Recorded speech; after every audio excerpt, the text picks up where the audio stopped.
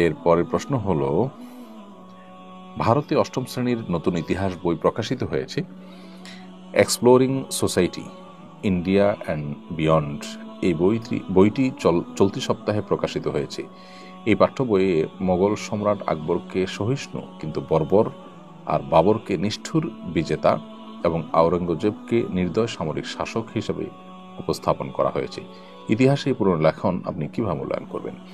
এটা তো আসলে নতুন কোনো বিষয় নয়। ভারতে ইতিহাস বিকৃতির এই বিষয়টি অনেক পুরনো। বাংলাদেশ যখন ভারতের কর্তৃগত ছিল, বাংলাদেশে যখন পুতুল সরকার ছিল, তখনও হুবহু এভাবেই আমাদের পাঠ্যপুস্তকে ইতিহাস বিকৃতি করবার অপচেষ্টা আমরা করতে দেখেছি। এটা নতুন কোনো বিষয় নয়। আমার মনে হয় ইতিহাসকে বিকৃতি করার চেষ্টা করে আসলে কেউ সফল হয় না। সাময়িকভাবে মানুষের চোখে তুলে দেওয়া যায়, মানুষকে বিভ্রান্ত করা যায়, কিন্তু সত্য ঠিকই মানুষ একটা সময় জানে।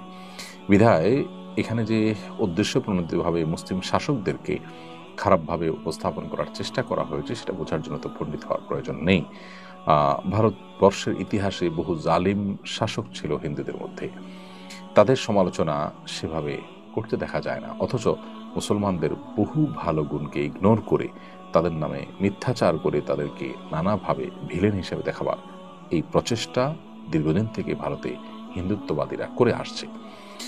আমরা আশা করব যে সাধারণ মানুষ সে দেশের তারা বিভ্রান্ত হবেন না এবং তারা সঠিক ইতিহাসটা জানার চেষ্টা করবেন, এবং ইতিহাসকে বিকৃত করা বা পুনর্লিখন করা, এর মাধ্যমে ইতিহাসকে পরিবর্তন করার চেষ্টা, এটা আসলে কখনো সফল হয় না, সাময়িকভাবে বিভ্রান্তি তৈরি করতে পারে মাত্র।